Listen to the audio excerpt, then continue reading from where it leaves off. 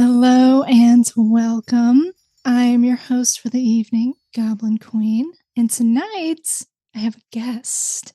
I'm so happy to have Emma on tonight. Hello, Emma. Hello. I have actually read one of Emma's stories before in a previous episode, but I didn't know that until I heard her on the lovely Claire Casely's Fairy Whispering podcast. And she starts telling her story. And I'm like, wait a second.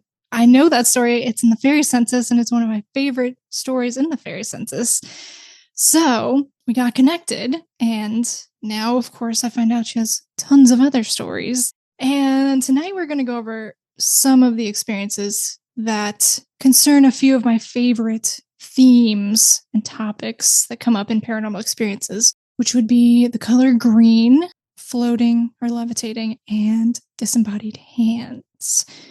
So I think we decided that we're going to go maybe kind of chronologically. So this, you said, was probably your first paranormal experience, right, Emma? Yeah, I think I was around the age of 3. Like my brother, who's 3 years younger than me, was still a tiny baby when this happened. So yeah, roughly about 3. It was in the first house that we sort of lived in. And I can just remember there's like a couple of parts where there's memory blanks, but the actual experience itself, I am pretty sure it's the first one I can ever remember happening in my life. And I can remember it so clearly. So it's not just your first spooky memory, it's like your first memory? Is that what you're saying? Or your first creepy memory? No, just spooky. Okay. But yeah, so I mean, I can just start telling the story. So, please do. Like I said, I was around the age of 3 and I just woke up in the middle of the night and I was absolutely terrified. Absolutely terrified. I don't know why. I don't remember if something woke me up. Don't remember. I just remember being absolutely petrified. And all I remember thinking in my like 3-year-old's memory or 3-year-old mind was, I have to check my baby brother. I have to go and check on him, which again now seems really bizarre that I'd wake up frightened and just think to go and check on my brother. So I slept in the bedroom that was sort of the furthest one down what we call the landing, the hallway. And I remember as a child, my parents always used to leave that light on a night in case, I got up or someone needed the loo or whatever. So I remember that light was on. So it wasn't like it was pitch black or anything. And I don't remember the getting out of bed and running down the hallway. I don't remember that bit. That bit's blank. The next memory that I have in this whole scenario was pushing the door open to my brother's room because the doors just used to be sort of shut. They weren't quite closed properly, so there was still light coming in. As I pushed the door open, my brother had obviously he was way too small to use it. I used to get on it, a rocking horse, and that was sort of in front of his bedroom window. And as I opened the door, but the door didn't catch it or knock it or anything like that, the rocking horse was rocking quite violently all on its own. I remember just pushing the door, hearing a noise and staring for a few seconds at this rocking horse that was just moving all on its own. And then I've still had this overwhelming feeling I have to check my brother is all right. And I had to run past the rocking horse to get to my brother's cot, because obviously he was only a tiny baby. He was in a cot. And I remember running past the rocking horse, absolutely terrified. Don't look at it. Just don't look at it anymore. And I got to his cot, and I obviously was only small, so I couldn't climb up, or I might have climbed up and looked over, or I was at least looking through the bars, like the slats of the crib. And I've got this really vivid memory of seeing him asleep in the cot and just a rush of relief of oh, he's okay. And then this is where there's a few moments of blank memory again, because the next memory I've got is just being in my parents' bed with them. They were asleep this entire time, the house was completely silent, but their bedroom was only next door to my brother's room. So it isn't like I had far to go. So what exactly happened in those few, because really it would have been seconds of me going from that room to my parents' room, I don't know. It's completely gone. But what happened after that makes me wonder, did I see something that was so frightening that it's just, as some kids' memories do, they block things out to almost like protect you a little bit, don't they? Sometimes it's just so scary, your child brain can't process that and it blocks it out. Because the next memory I have, I was in with my parents and I was literally snuggled in as tight as I could get to my mum's back, because she had obviously her back to me, and it was on the furthest side of the bed. So if you were looking at the bed from the bottom, I would have been like the furthest on the right, then my mum, and then my dad was like closest to the bedroom door. And again, they were fast asleep, absolutely fast asleep. And I was so frightened, so frightened, wide awake. And I remember this feeling of don't look by the door, don't look over by the door, because it was just as if I knew something was there, like don't look. But the thing was, in those houses upstairs, because on like the hallway or the landing there were no windows, each room above the door had like a pane of glass, so obviously the light from each room during the day as well would shine through. So obviously their bedroom door was half sort of closed again, like pushed to, and the reflection from the landing light or the hallway light that was on was shining through that pane of glass and reflecting on the opposite wall. So like the wall that was on the left hand side of the room. So I was looking directly at it as I'm laying on my right side. It was that wall that was sort of facing me, but from the opposite side of the bed, if that makes sense. And for a moment, I just looked up, even though I knew, like, don't look because you're going to see something scary. I looked up for a moment over at that light, the patch of light, like shining onto that wall. And it literally lasted, well, the amount of time it would take for someone to do this, if you make this motion. The hugest, most muscly man's arm, like more muscly than a real man's arm, even a bodybuilder would actually be, like bulging muscles. And this hand just flexed, like curled the bicep, just flexed up to show all the big muscles. And then it went back down again. But it was right up, obviously high, where that pane of glass would be above the bedroom door. And I was just absolutely terrified. And obviously, the second I saw it and then it went back down, I just buried my face back into my mum's back and was like, don't look again, don't look over there again. And then eventually, obviously, I must have fallen asleep because obviously that night ended and it was the following day. But I remember telling my mum that I'd seen this big muscly man's arm. And to this day, even my mum still remembers me saying I saw that, because it's so bizarre. It's so strange. What a strange thing to see, and like up high like that. I mean, it was just a shadow. So whether it was like, I don't know, there was a big muscly man on the outside of that bedroom door and that it was just the shadow reflecting, or if it was just, like a shadow being of just this arm and hand. I don't know. I'm never going to fully know, but I just remember at the time it seemed more like it was the reflection, like the shadow coming from the other side is what my child memory sort of, I don't know, that seems to fit more. Almost like a shadow puppet kind of thing is what it reminds me of.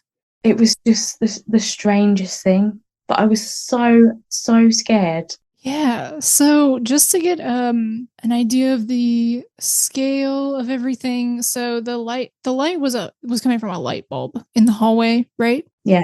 Okay. Yeah.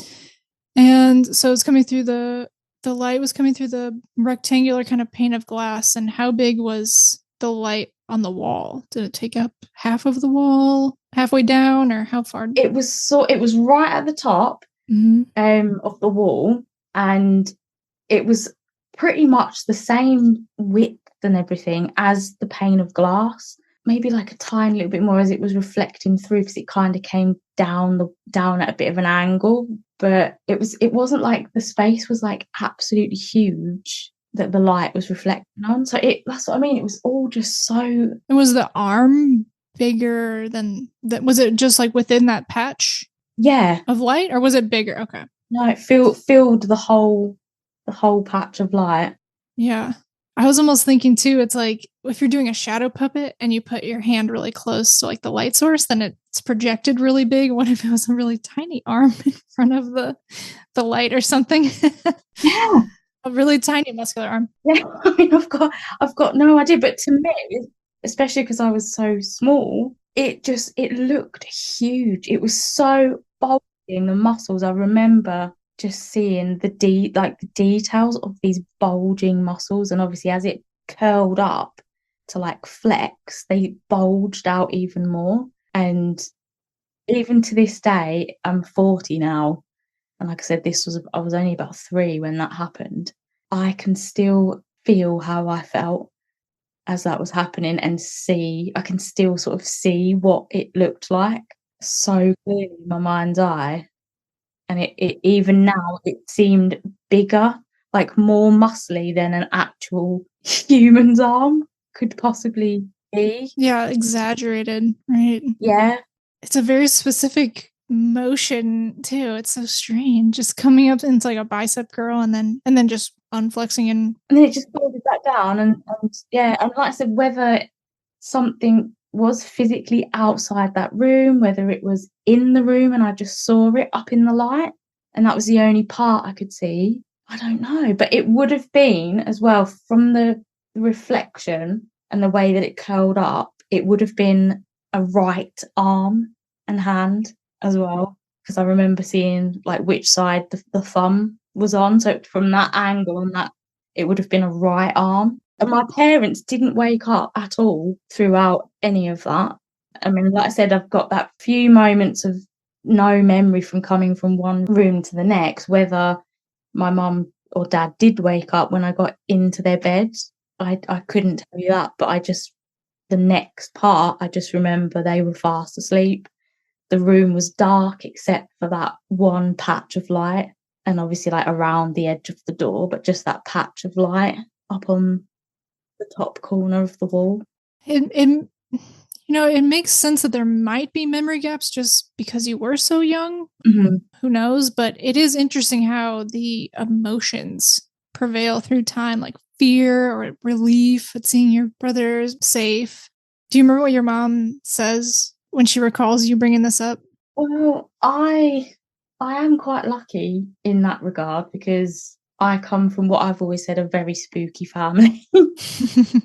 we all have paranormal experiences of varying kinds throughout all of our lives. So I come from a family of believers, and yeah, they wouldn't just ever shut anything like that down. I just remember she sort of listened, but I think she was a bit frightened as well. I remember sort of telling her, and it was just so strange to say, I saw a big because I think that's what I said, I saw a big muscly man's arm. And I just remember her being like, what? Right. Man's arm. But like I said, over the years I've mentioned it to her again. Do you remember when in that first house I saw this? And she's like, yeah, I do remember you saying about seeing this muscly man's arm like a shadow. So she does remember me doing that, but who or what it was, I mean, the land that house was built on, obviously once upon a time it would have just all been forest woodland around there. There is still so you've got the housing estate, and it's just like a normal, I think it was like a council housing estate. In the UK, people know what that means. And then there's like the main road, and then on the opposite sides of the main road is like the remaining stretch of the woodland. So there's lots of history around there, and it is very old, like land. So whether it's something to do with that, or someone who'd lived in the house before, but the history around that area, I mean, literally it goes back to the Doomsday Book. It's that old, and there is a plague pit not that far from there, and there was a hanging tree not far from there. as well, that I actually know existed, like historically exist, because an aunt of mine did archaeology and she looked into all the local history around that area, and it's literally not that far from that housing estate. So Well, I don't know, it could have been anything. yeah. You had a big sister sense that something was in your brother's room. Is that something you would do a lot? Go check on him, or was that unusual? Yeah, I mean, I'd like I said, I'd just woken up and had this innate fear, just absolute terror, and all I could think about was I need to check my brother. Mm. I need to check he's all right. And even though I was so frightened as well, I still like pushed through it to go and check he was all right. It felt, Poor little baby. I just remember it really felt like something I had to do. No matter what, I had to go and check he was okay first. And like I said, he was absolutely fine. He was fast asleep. I remember this really strong image of me looking through the bars at him of his cot, and he was fast asleep. It's a creepy scene, going through the house at night and it's so still and quiet, and the rocking horse is rocking by itself in his room, in the baby's room. It's creepy. Yeah, and like I said, I 100% remember hearing the noise as I was opening the door. So it wasn't like I'd knocked it or caught it. I remember the fear sort of intensifying as I was opening the door properly, because I could hear this noise coming from inside. And then obviously it was right in front of you as you open that door. It was right in front of you, because it was only a very like small little box room, but I had to run past it. So yeah, terrifying. What had happened? Why? That's the thing that I always am going to be questioning. Why did I wake up? What was it that actually woke us? How long did you guys live in that house?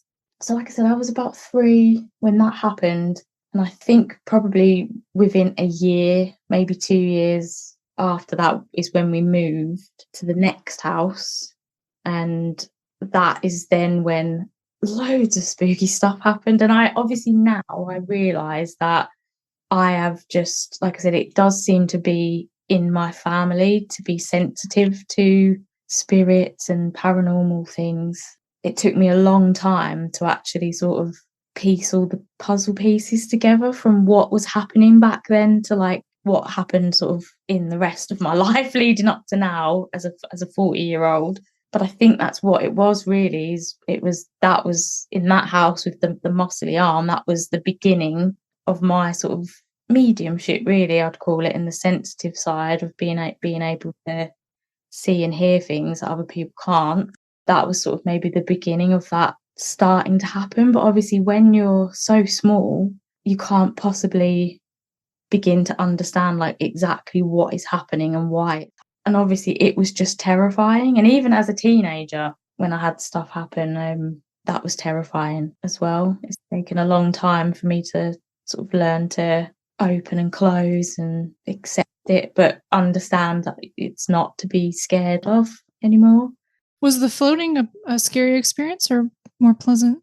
No, do you know what? They were always fun experiences. Cool. They were fun. They were funny. I remember actually like physically laughing. When did it start?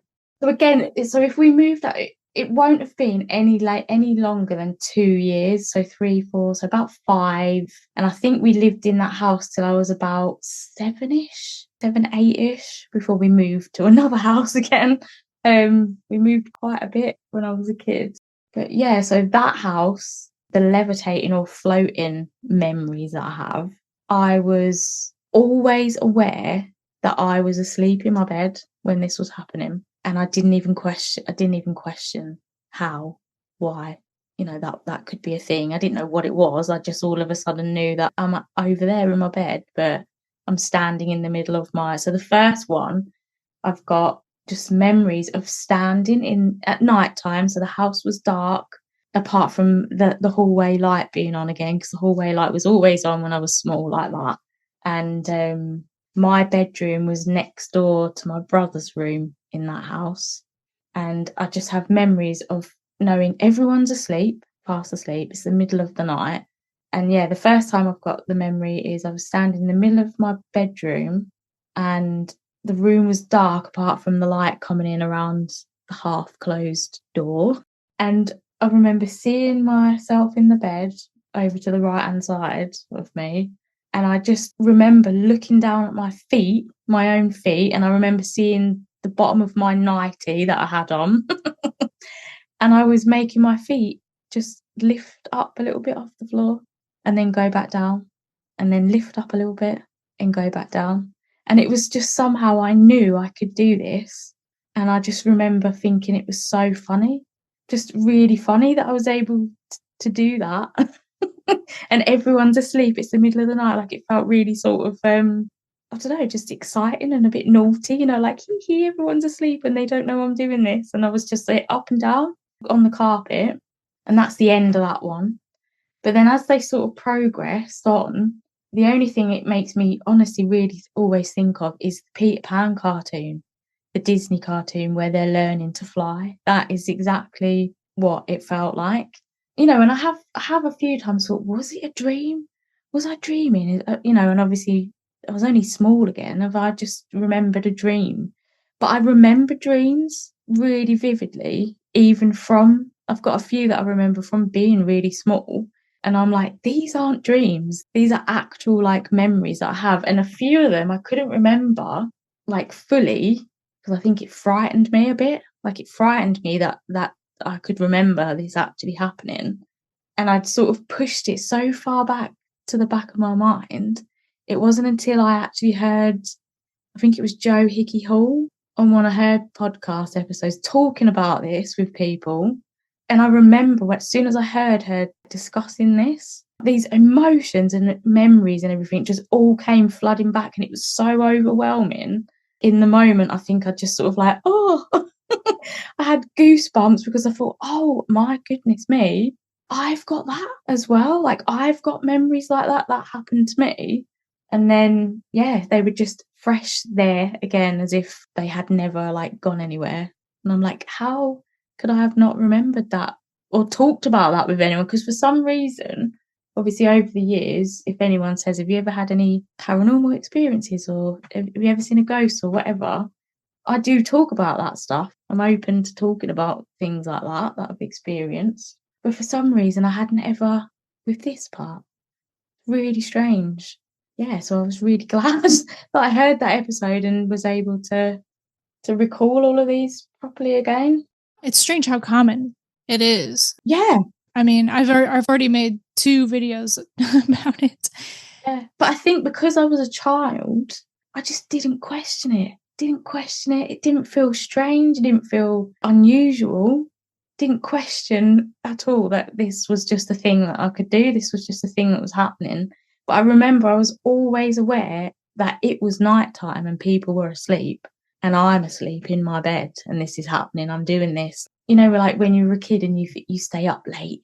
It was like that sort of feeling, like, oh, nobody knows I'm doing this. And it's really, really strange, like, thinking back. But it sort of progressed on. So I went from, like I said, that first experience of just my feet lifting up and down. Then there were times where I'd made it somehow out onto the hallway, like out onto the landing. And I think I was just sort of stood there like, oh, I'm out here now. But I can't remember how I got out there. Then it sort of progressed to me literally flying. Even saying that out loud now, I feel like a little bit daft saying it like that, but that's the best way I could describe it.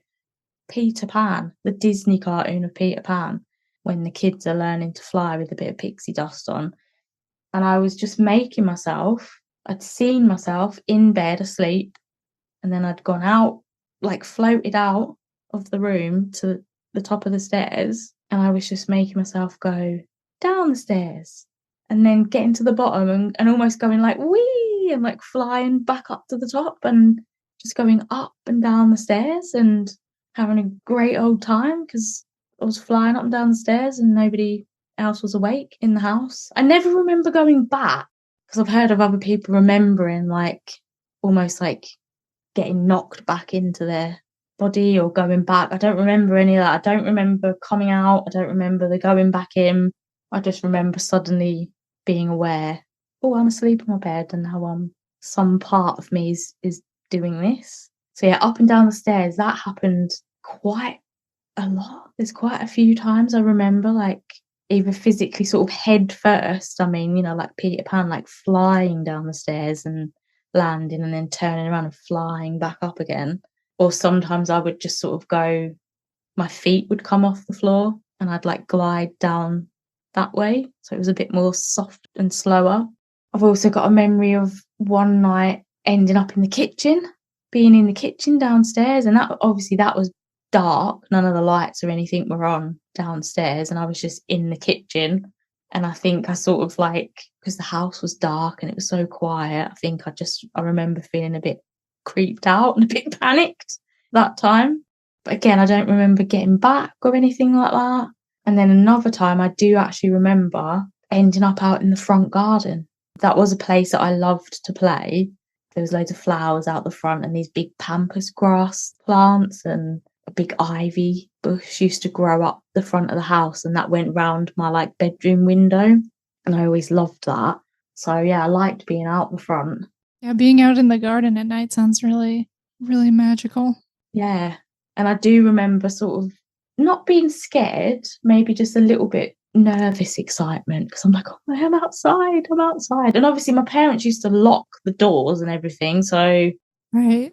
Do you remember going through the door, or you just remember being outside? I don't remember going through the door. I remember sort of going the floaty bit down the stairs. And then I just remember being out in the garden and like looking at the house and thinking, oh, I'm outside. I had obviously just my nightie on, no shoes or socks or anything. And I remember I could sort of feel, I remember it was cold, it was dark.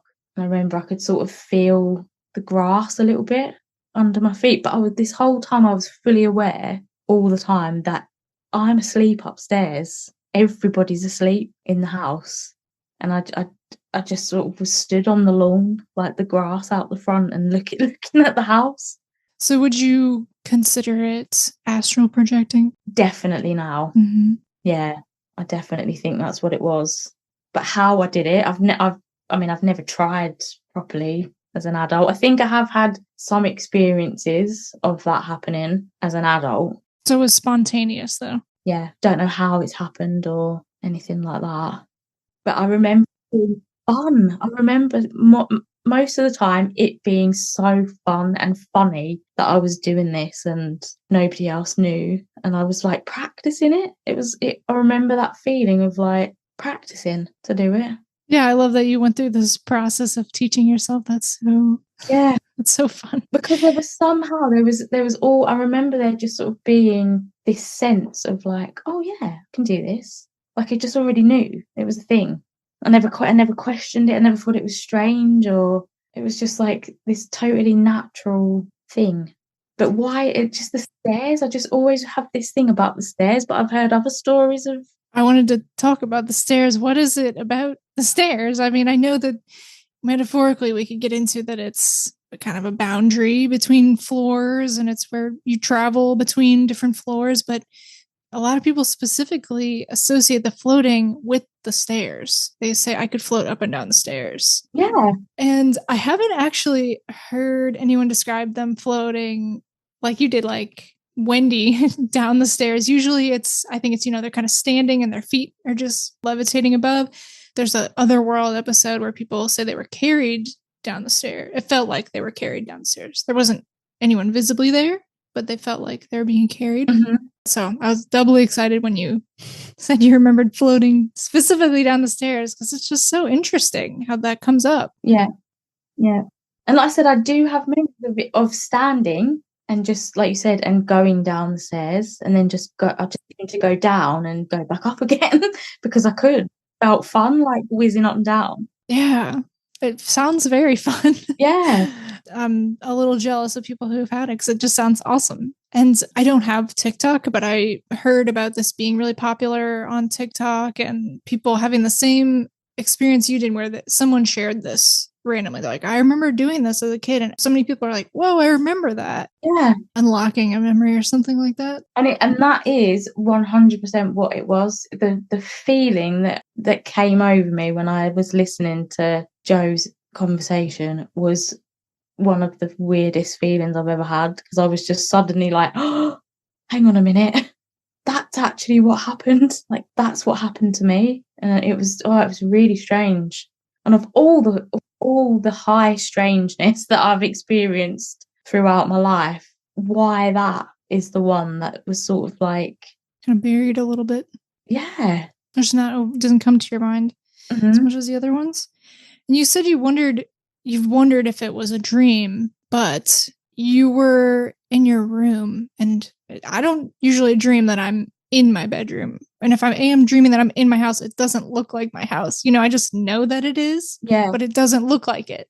Yeah. And I specifically remember seeing myself in the bed I was always just slightly in the middle of the room. My bed was over by the window in the far right-hand corner. So it was right over.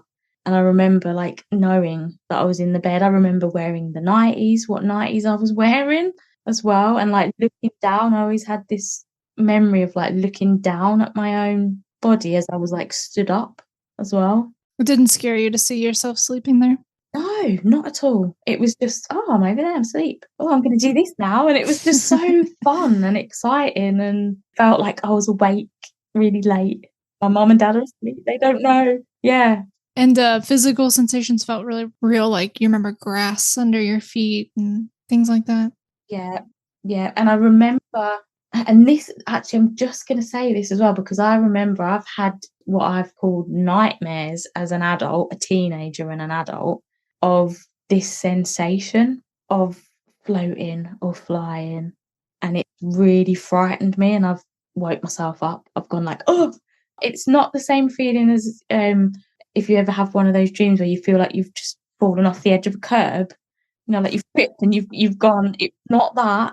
I've had dreams before it feels like I've been sat in a chair or something and the chair's tipped, but that's just the sensation of you falling asleep, like going into a deep sleep. Not that at all. So I do wonder if sometimes again it's started to happen, and a part of me's been aware that it's starting to happen, and I've gone, no, don't do it. I'm like, stopped it from happening. But I've just called them dreams because they've sort of frightened me awake of that sensation. But I remember that similar sensation that I'm just describing there as what it felt like when that was happening. I remember the sort of feeling of feeling weightless, completely weightless, like tingly, which weightless. There was no sort of density to me when that was happening as a kid. Did you ever astral project somewhere other than your house? See, I don't know. See, I've got a couple of times where scary stuff has happened, and I mean, obviously, I won't go into like all the detail of it, but I've just always thought that they were dreams because I was in a place that I did not know. And sometimes there was other people there that I did not know, and it wasn't very nice. And I didn't know how to like get out or get away, get back from there. And in those two, there's two that are from that time period that I can remember. And somebody saved me and got me back. So whether those two episodes are actually dreams, or if they are memories of accidentally ending up in a place where I really did not want to be, didn't mean to get there, and being terrified of it. But in those two occasions, I don't know who the first one was that saved me, but a second time when I ended up in a place and I couldn't get back, I was desperately trying to escape from there and get away. It was actually my deceased granddad that came and found me and showed me the way to get back. Interesting. He physically showed me a gate to go through to get back. We don't have to linger on this too long, but I'm just curious, do you remember linear travel to that place? I was just there, and obviously as a kid, it was that fear that made me fully be present where I actually was, because I was terrified of what I was looking at and not knowing where I was. I don't know, it feels like it connects. It feels like it connects. And again, I don't know if everybody's like open to this sort of thing, but I did actually I like going on like shamanic journeys and meditation and things. And I did actually have, like, this was only several months ago, so it's like a fairly new thing still. I actually had a soul retrieval done and found a little part of myself that had been off somewhere. And the really bizarre thing was, when I found that part of my soul that had been off wandering around, drifting somewhere, it was me at that age in that house. Interesting. And I'm like, oh, and it's almost like once I completed the soul retrieval and sort of integrated that part back into myself now, lots of stuff has started falling into place. And I feel like I finally actually understand lots of things that happened around that time. And those dreams are two parts of it where I'm like, actually, maybe they weren't dreams at all. Maybe that was all part of this floating, flying, leaving my body at night without realizing what I was doing, accidentally ending up in some places that I shouldn't be. But because I didn't know how I got there, I didn't know how to get back. And is that why you're afraid when you get the sensation now, maybe? Yeah, yeah. And like I said, it feels very separate to having like I said, falling dreams or flying dreams, that kind of thing. Mm-hmm. Yeah, and like I said, the second time it happened, I think the first time now I've now learned that I think it was actually a spirit guide that I've made a connection with as an adult that actually helped me that first time. And then, like I said, the second time it was my granddad that came and found me and said, "You need to go that way." And I just remember seeing this like alleyway with like bushes on either side and this gate, like a garden gate at the end. And he was like, "You need to go now. You need to go through there and you'll be safe." And it was like he saved us and got us out of this place. And then, yeah, I was like back again. Mm. When did the floating stop? Do you remember when it stopped happening? I remember it stopping when we moved from that house. There was something about that house, I think. Maybe it was my age and everything as well. A lot of people say that comes up with the floating thing. They're like, it only happened at this one house and then we moved and it stopped. So I don't know if that's like a transition or, yeah, I don't know. It's strange. Yeah, like I said, there was lots of spooky stuff that happened in that house and lots of like lovely things as well. I had some of my early fairy encounters as well in that house. Very good. So they were like sweet, nice things as well. Mm-hmm. So I don't know. I just think that first episode, shall we say, with the arm in that house was sort of like the first of that part of me like waking up a little bit. But I was so small, I just did not understand what on earth was going on, and it was just terrifying. Absolutely, like some of it was just absolutely terrifying. Yeah, not sure if you would understand what was going on if it happened now. It's pretty strange. Yeah, but like I said, I remember it so clearly. I can see it, feel it so clearly. Especially the being out in the garden one, Mm-hmm. and the flying up and down, like head first flying like Peter Pan up and down, because I just thought that was great. That was just so much fun. It was so brilliant that I could do this. Did you do that outside?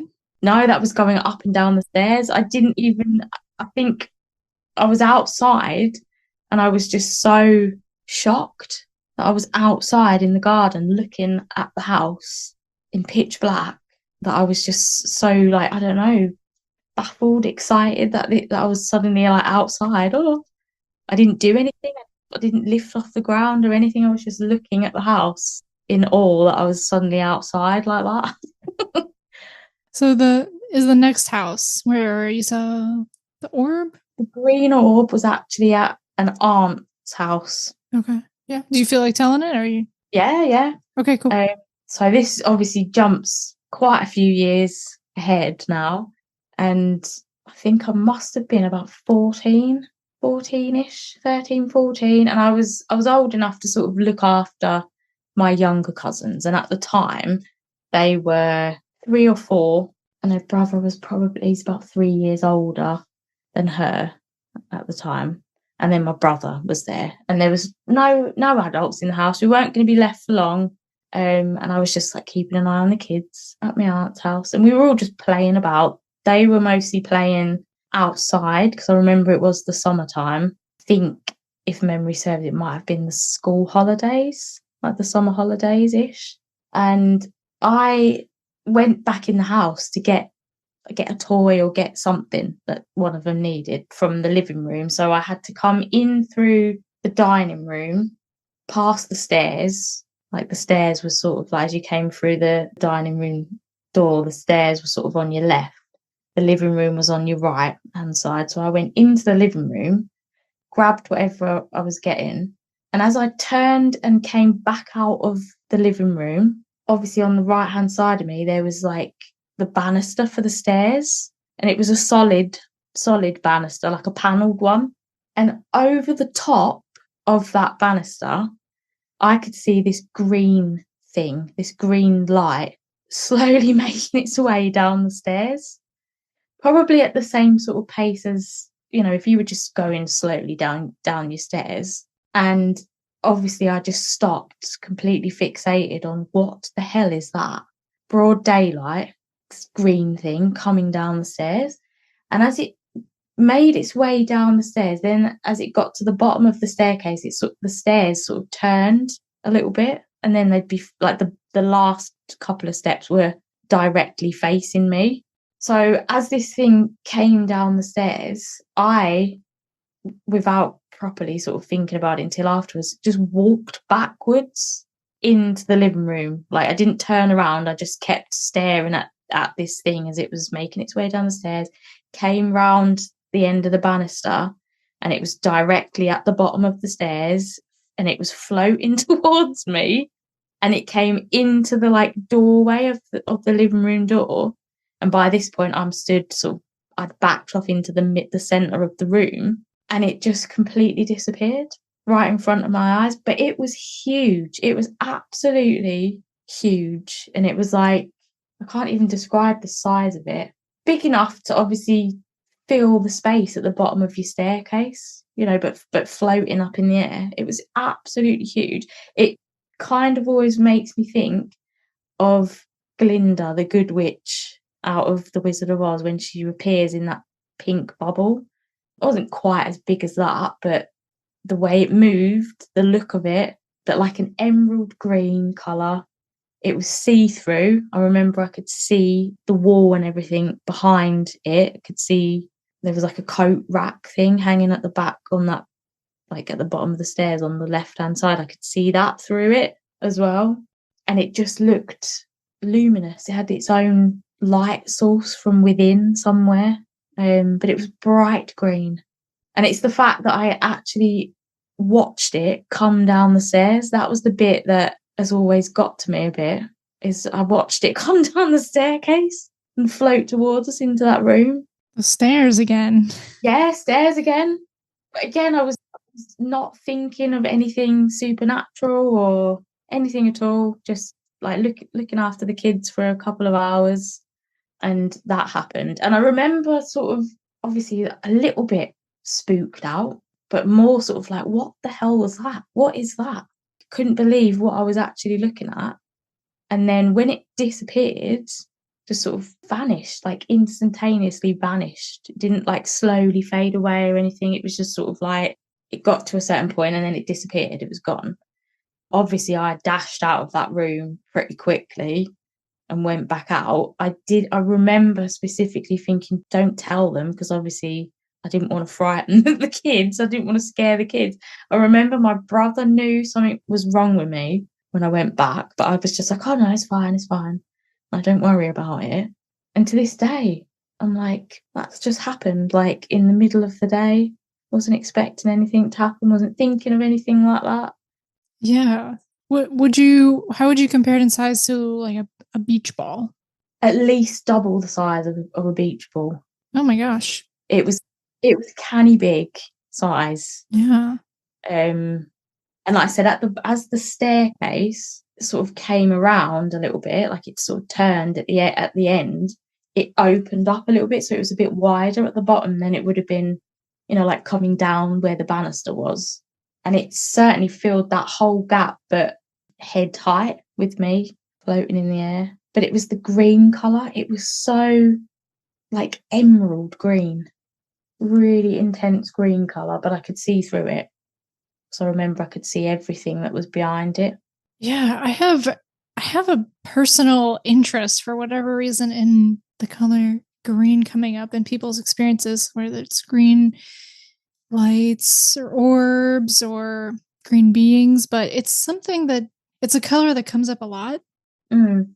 I'm not sure why. So yeah, I don't know. Was there any kind of impression that you got from the color? And it's always such a bright, almost neon green. There's a part of me that almost wants to say toxic green. You know, that like it was so bright. Yeah. I mean, I don't know. I mean, at the time, it's only I've got older and obviously opened up to all of this sort of stuff more and thought about stuff and investigated it, you know, researched and stuff. Like I've questioned the green, why green as well.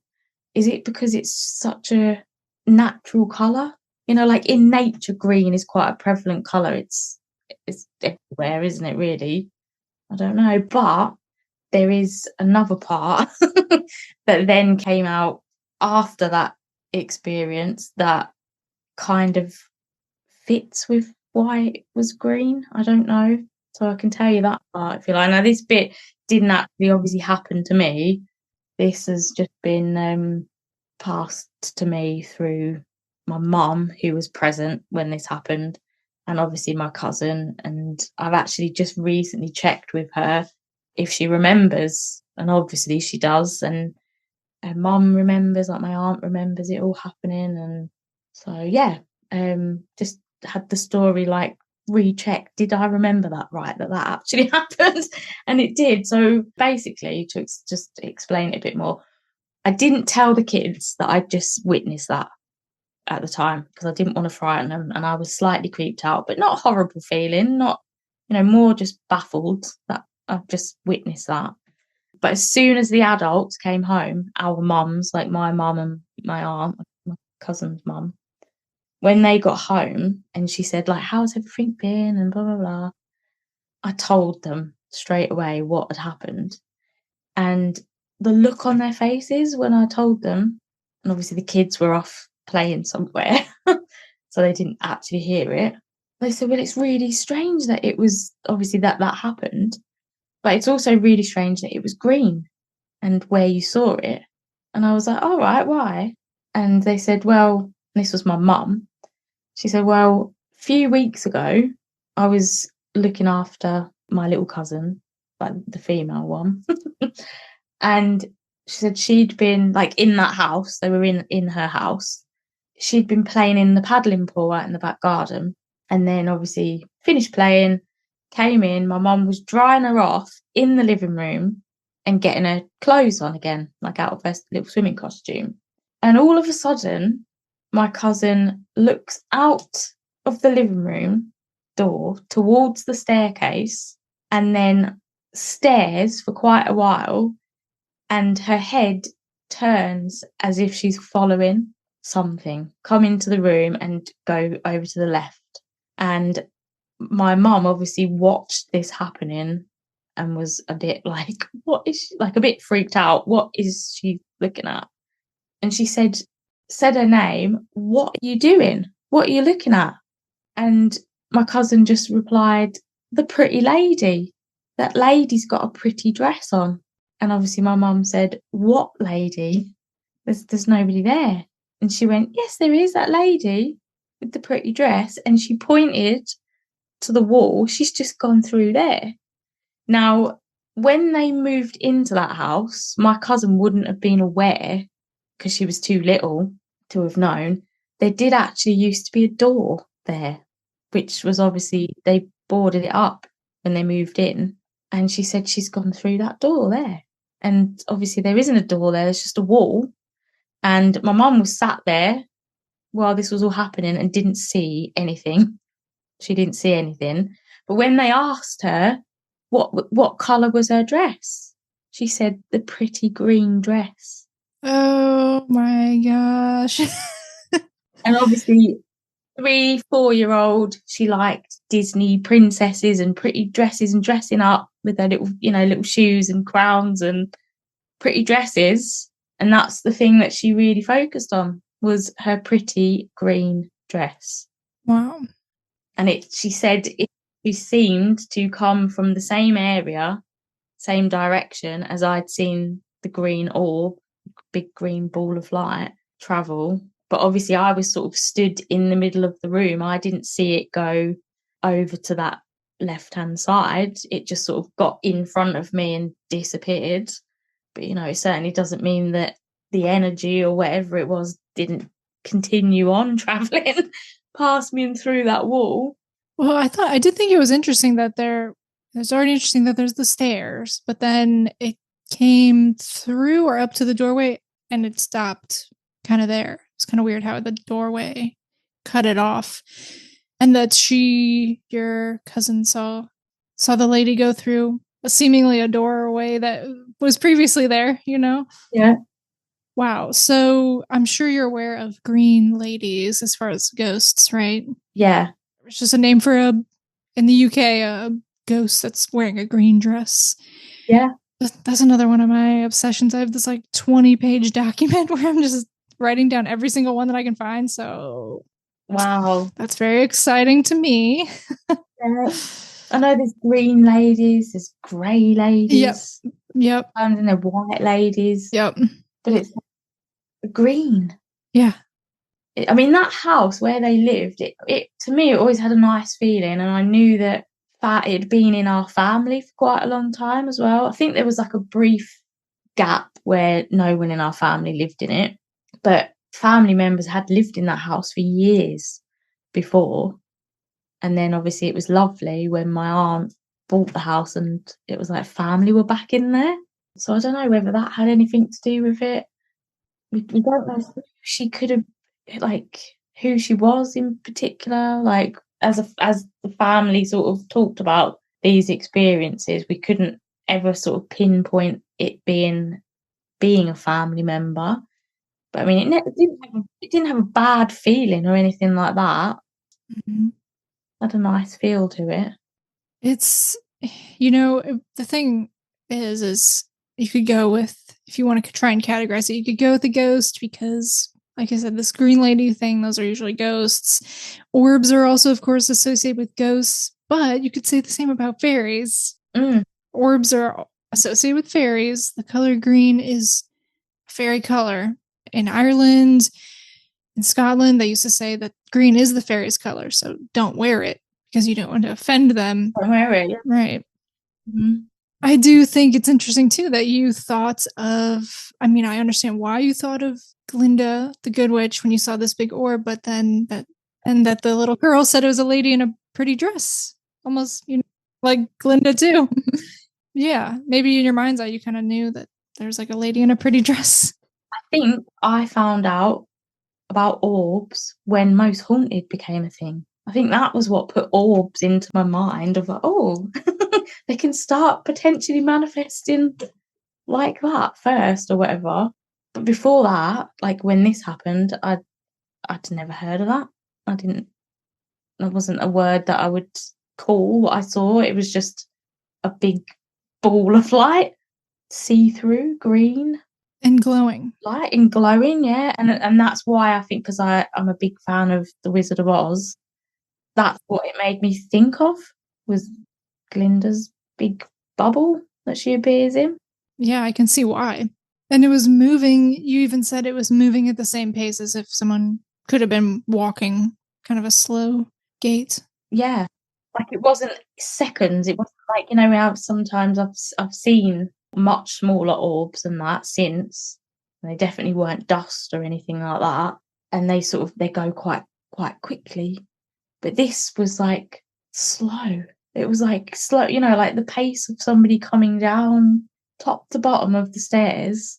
And I saw it over the top of the banister. That's the bit that always, because it was so big, I actually saw it over the top of the banister as it was making its way down.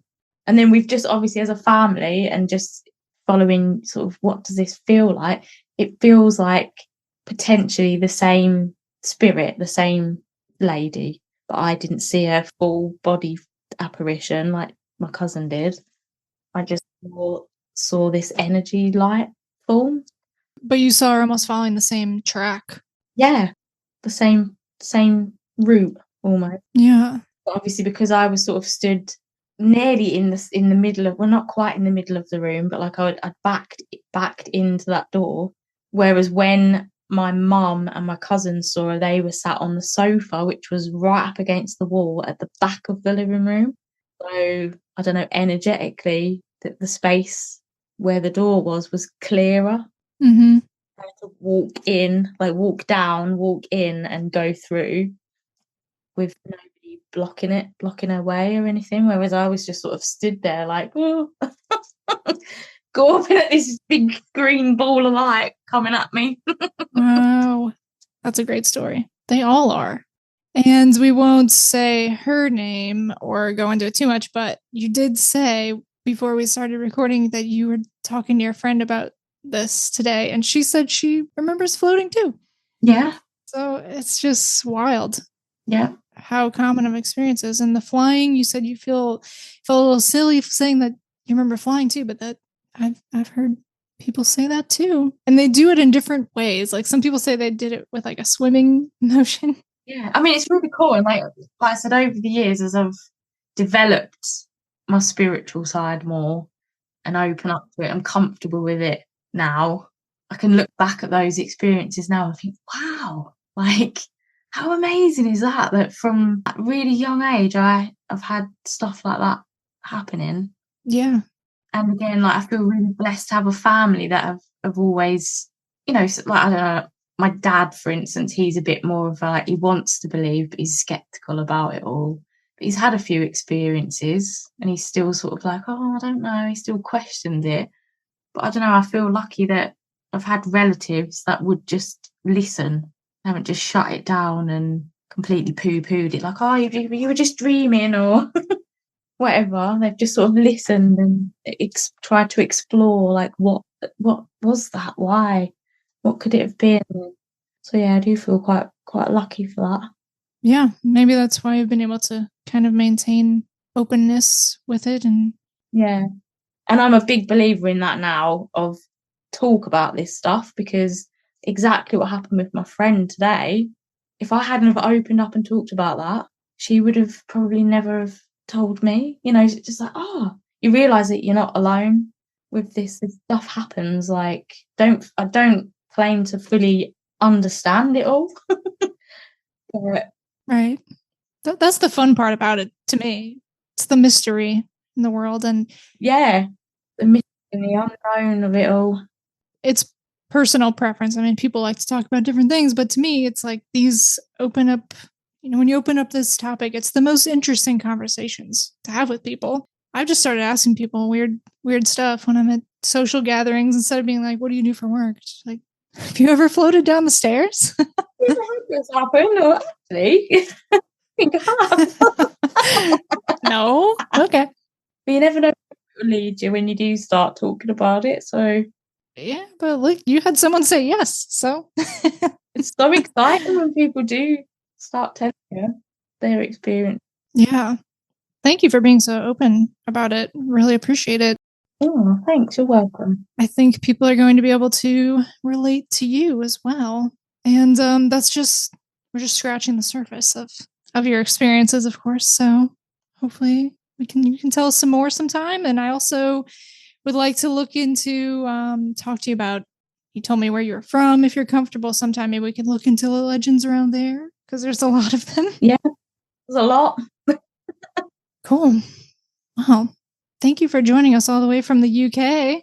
Yay! Thank you for having me on. It's been an absolute pleasure. All right. Well, talk soon, Emma. Talk soon. Take care, everyone.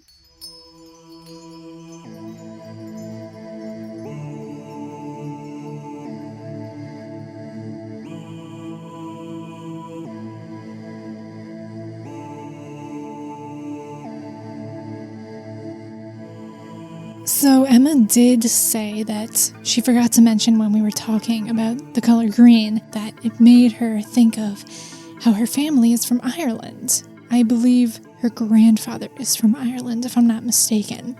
And the story I read previously of Emma's that was in the fairy census, before I knew that, was in an episode I did called Golden Gossamer Globs, Hairy Human Faces, and More Strange Stories from the Fairy Census. And you can find that on my fairies playlist, or check the description box for a link if you'd like to go back and listen. It's the one in that episode that took place in Kent. She also tells the experience herself on an episode of the Fairy Whispering podcast. Now, she did give me permission to say that this experience that I read previously is something that she submitted to the Fairy Census, because the Fairy Census anonymous submissions, and I do want to honor that, but she did say it was all right. So I will link in the description box that episode that I did, and then also the two episodes. She was on the Fairy Whispering podcast, telling more of her stories, which are more specific to fairy and goblin encounters. And I also want to give a special thanks to Claire Casely, who hosts the Fairy Whispering podcast, for connecting Emma and I. Also, the podcast Emma referenced that she had heard that made her remember her own floating experiences was an episode of the Modern Fairy Sightings podcast, which I'll link below to that episode as well. So a big thank you to Emma for coming on and sharing her stories with me and with you, with us. As I said, she has a lot more, so without a doubt, she will be back in time, I think, to tell some more. And I hope you enjoyed having a guest on the show. It's something different. Usually it's just me. It is something that I've wanted to branch out and do for a long time. I finally have a dedicated office space to do that, and I also just honestly needed to work up the courage, because it was something that my nerves were keeping me from doing, and it could not have gone better. Emma is so delightful and has such amazing stories and just a wonder for life, so I really enjoyed being able to speak to her about her stories. So there will be more guests in the future, and I'm really excited about it. Definitely will still, for the most part, just be me and my usual format, but I'm looking forward to having guests now and then. There's another episode coming up in the near future with some guests that I am very excited about. Don't want to spoil it, but another person that I have read their story before in an episode, and then I became connected with them. And then the other guest is someone who many of you may know, who has a podcast. So watch out for that in the near future, maybe next month. I'm not exactly sure. So hopefully you enjoyed the show tonight. Thank you so much for joining me. And until next time, take care and good night.